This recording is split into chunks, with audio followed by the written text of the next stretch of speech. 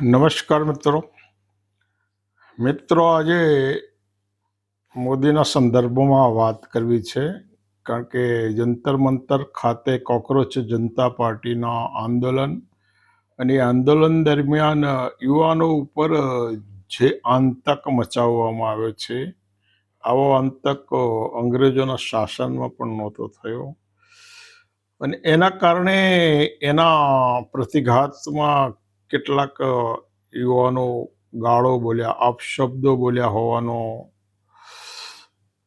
આક્ષેપ છે અને મોદીને પ્રથમ વખત અહેસાસ થયો છે કે મને કોઈ ગાળો બોલી.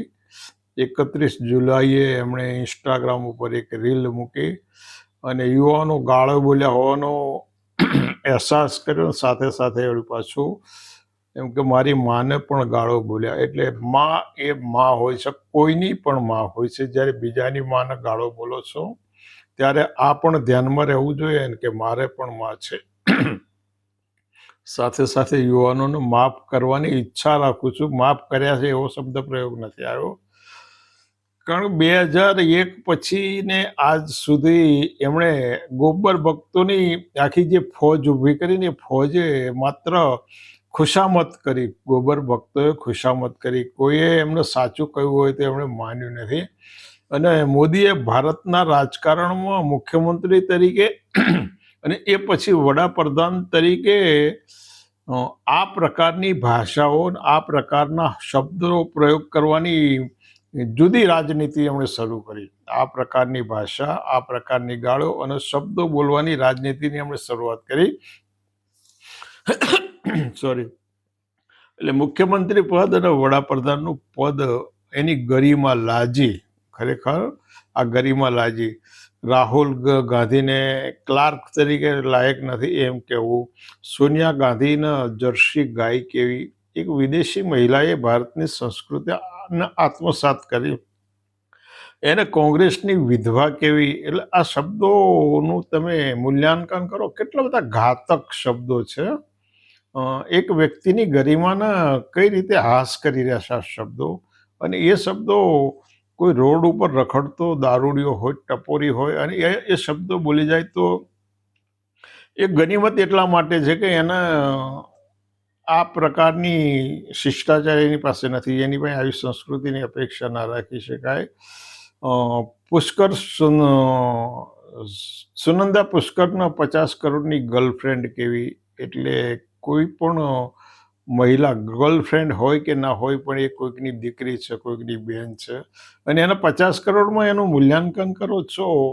અને આવું મૂલ્યાંકન વડાપ્રધાન પદની ઉપર બેઠેલી એક વ્યક્તિ કરે છે, તારો એ પદની ગરિમા ક્યાં જાય? એ પદની ગરિમાનું પણ કંઈક તો મહત્વ હોય ને. રાજીવ ગાંધી એમના જ ગોબર ભક્તો એમનું સોશિયલ મીડિયા ગાંધીજીના મુસ્લિમની પેદાશ કે જવાહરલાલ નહેરુ મુસ્લિમ હતા, એમનું ખાનદાન મુસ્લિમ હતું. રાજીવ ગાંધીને દેશદ્રોહી કહેવા. એટલે આ બધી વિચારવા જેવી બાબત છે. તમે કેવા પ્રકારની રાજનીતિ, તમે રોટલા શેકવા માટેની જે રાજનીતિ શરૂ કરી અને એના માટે હલકી શબ્દ ભાષાનો પ્રયોગ કર્યો. યુવાનોએ એની કારકિર્દીના અવરોધક તરીકે મોદીને જોયા. યુવાનોએ શું, મોદીને એમની કારકિર્દીના અવરોધક જોયા અને એમની ઉપર જે અનાચાર થયો ને એના કારણે આ શબ્દો આવ્યા. પરંતુ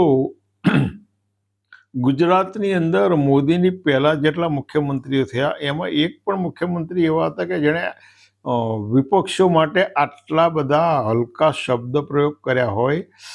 અટલ બિહારી વાજપેયીએ ક્યારે આવી હલકી ભાષાનો શબ્દ પ્રયોગ કર્યો તો? વીપી સિંહે એમના વિરોધીઓ ઘણા બધા હતા. ભાજપવાળા એમના વિરોધી બન્યા હતા, એમના જનતા દળની અંદર વિરોધી હતા, કોંગ્રેસના વિરોધીઓ હતા. વીપી સિંહે ક્યારે રાજીવ ગાંધી માટે આવા હલકા શબ્દો વાપર્યા હતા? ઇન્દિરાજીએ કટોકટી લાદી, બધું કર્યું, પરંતુ એમણે ક્યારે આ શબ્દો વાપર્યા હતા? એક પણ વડાપ્રધાને આવી હલકી ભાષા ક્યારેય વાપરી નહોતી.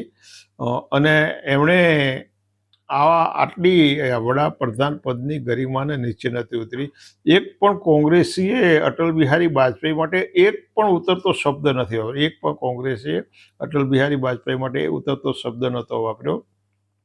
પરંતુ રાજીવ ગાંધી માટે, વીપી સિંહ માટે, દેવગૌડા માટે, પીવી નરસિંહ રાવ માટે અને જવાહરલાલ નહેરુ માટે મોદી અને એમના ભક્તો સિવાયના કોઈ લોકોએ આટલા બધા હલકટ શબ્દો પ્રયોગ નથી કર્યા. આટલી બધી એમનું અવમૂલ્યન કરવાનો પ્રયાસ ન કર્યો. પરંતુ નરેન્દ્ર મોદીએ એક રેકોર્ડ સર્જ્યો છે. નરેન્દ્ર મોદીએ જંતર મંતર ખાતે નરેન્દ્ર મોદી માટે જે ઢગલાબંધ ગાળો બોલવામાં આવી અને એ સિવાય પણ જે આમ જનતા એમના માટે બોલે છે. મોદી એક જ એવા રાજકારણી છે કે જેમના માટે સૌથી વધારે ગાળો બોલાઈ હોય, સૌથી વધારે ટીકાઓ બોલાય થઈ હોય, બુદ્ધિજીવીઓએ સૌથી વધારે એમની સામે આક્રોશ વ્યક્ત કર્યો હોય. આંદોલનકારી યુવાનો ઉપર પેલેટ ગન છોડાય, ખીલાવાળી લાકડીઓથી એમને મારવામાં આવે, એમની ઉપર વોટર કેનનનો મારો કરવામાં આવે, જુવાન દીકરીઓની સાથે નિર્લજ્જ વ્યવહાર કરવામાં આવે અને 22 યુવાનોની હત્યા થયા પછી પણ આ લોકો ખુશામત કરે એવી અપેક્ષા રાખો છો? એ પછી એમનો આક્રોશ હોય, એમનો આક્રોશ આવા શબ્દો બનીને બહાર આવ્યો. શું થયું? એમનો જે આક્રોશ હતો ને એ શબ્દો બનીને બહાર આવ્યો. એટલે નરેન્દ્ર મોદી સોનિયા ગાંધીને, સુનંદા પુરસ્કારના રાહુલ ગાંધીને અને બીજા લોકોને જ્યારે આવા હલકટ શબ્દો વાપરતા હતા ત્યારે એમને એ પણ યાદ આવવું જોઈતું હતું કે માનસી સોનીની શું પરિસ્થિતિ હતી. મણિપુરની જે મહિલાને નગ્ન કરીને એનો જે વિડીયો ફેરવવામાં આવ્યો, મહિલા કુસ્તીબાજોના યૌન શોષણની જે ફરિયાદો હતી અને એના આરોપી સામે કોઈ કાર્યવાહી નથી થતી. પ્રજ્વલ રેવન્નાએ 3000 મહિલાઓ સાથે યૌન શોષણ કર્યા પછી એનો વિડીયો.